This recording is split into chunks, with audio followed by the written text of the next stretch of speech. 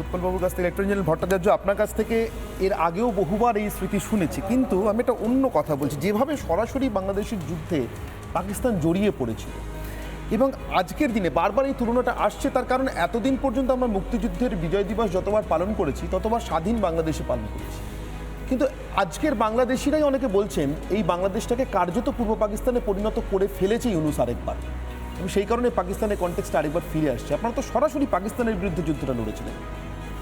একদম, এটা পাকিস্তানের বিরুদ্ধেই হয়েছিল। আপনি জানেন ব্যাপারটা শুরু হয়েছিল, যেমন আমি ফোনটা সুইচ অফ করে দিই, আমাকে দিন, আপনি কথা বলুন প্লিজ।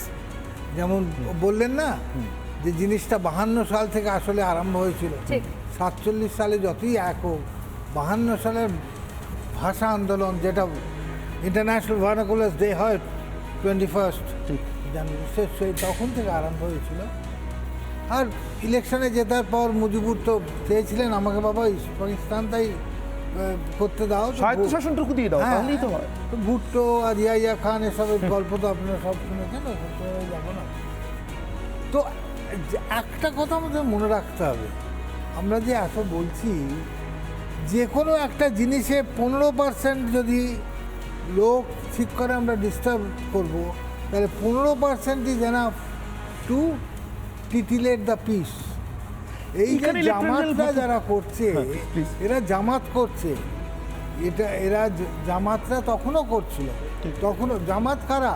যাদের রাজাকার বলতো, তারা কারা? 14 তারিখের কথা যদি দেখেন, আজকে 16 তারিখ, দুদিন আগে 14 তারিখে যখন পাকিস্তান আর্মি বুঝে গেছে তো হারবেই, তখন নিয়াজির অর্ডারে এই যারা আজকে চেঁচামেচি করছে বাংলাদেশের মাটিতে বসে, তারা ঘরে ঘরে গিয়ে যত ইন্টেলেকচুয়াল, প্রফেসর, সায়েন্টিস্ট, লেখক, সবাইকে দেখিয়েছে এটাকে মারতে হবে, ওটাকে মারতে হবে। অ্যান্ড মাস বুরিয়াল হয়েছিল, তাদের কতজনকে 33,000 লোককে সেদিন মেরেছে। ঠিক, তো সেই লোকগুলোই আজকাল মোহাম্মদ ইউনূসের যে আপনার ক্যাবিনেটই বলবো, ডান পাশে বাঁ পাশে বসে আছে, তারাই ডান পাশে বাঁ পাশে, মানে তারাই তো, কেউ ফরেন মিনিস্টার, কেউ হোম মিনিস্টার, তারাই করছে, তো তারাই গণ্ডগোলটা করতো। কিন্তু এটা একটু থিতুচ্ছে, আর আমাদের সরকার যে নীতিটা নিয়েছে খুবই ম্যাচিওর স্টেপ। শুধু একজন ফরেন সেক্রেটারিকে পাঠিয়ে দেখুন, ওদেরও ডেলিগেশন এসছে, আমাদেরও ক্ষুদ্র হলেও একটা ডেলিগেশন, মানে message has been conveyed to them. তো সেই জন্য আমি বলবো যে আমাদেরও একটু বোধহয় রুখে কথা বলা উচিত। আমরা আবার একটা 71 করবো, ওখানে আবার ঢুকে যাবো, পাকিস্তানকে শাস্ত্র। একটা কথা মনে রাখুন, পাকিস্তান তো এমন কিছু করবে না যাতে আপনার সুবিধা হয়। পাকিস্তান এমন কিচ্ছু করবে না যাতে ইন্ডিয়া বা চায়না। এই জায়গা থেকে আমরা আবার আসবো, কারণ অনেকগুলো গল্প, উৎপল ভট্টাচার্য এবং আমাদের সঙ্গে বিমল কুমার নন্দ রয়েছেন, প্রাক্তন নৌসেনা কর্তা, তাদের সঙ্গে কথা বলবো। বিমলবাবু, কি বলবেন আজকের সেই সময় আপনি নৌবাহিনী, সেই যেভাবে কোথাও একের পর এক পাকিস্তানের সাবমেরিন ধ্বংস করা হয়েছে, আমরা দেখেছিলাম যে পাকিস্তানের অপারেশন চেঙ্গিস খা, তারপর ভারতের অপারেশন ট্রাইডেন্ট, এবং যেভাবে কোথাও পিএনএস গাজীর এন্টায়ার যাত্রা অপারেশন আমরা ইতিহাসে পড়েছি, সিনেমায় দেখছি। এখন আজকের দিনে দাঁড়িয়ে কি বলবেন?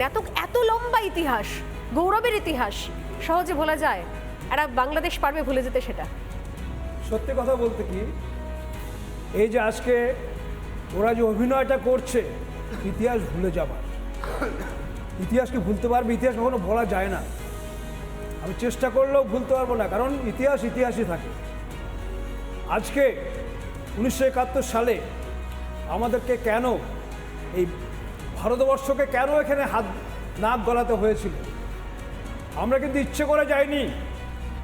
দীর্ঘ 23 বছর, যখন স্বাধীনতার পর 23 বছর কেটে যাওয়ার পরে কেন 71 সালে বাংলাদেশ নতুন করে সৃষ্টি হওয়ার, ইস্ট পাকিস্তানকে বাংলাদেশ হবার জন্য এগিয়ে যেতে হলো?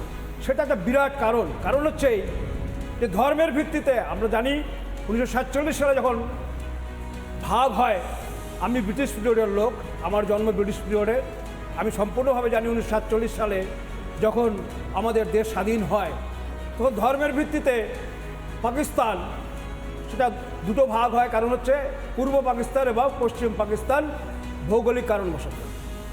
তখন কিন্তু তারা ধর্মের ভিত্তিতে আলাদা হতে পারলো। 71 সালে যখন এই বাংলাদেশ সৃষ্টি হলো এবং তারা বলল না, ধর্মের ভিত্তিতে নয়, ভাষা ভিত্তিতে হবে।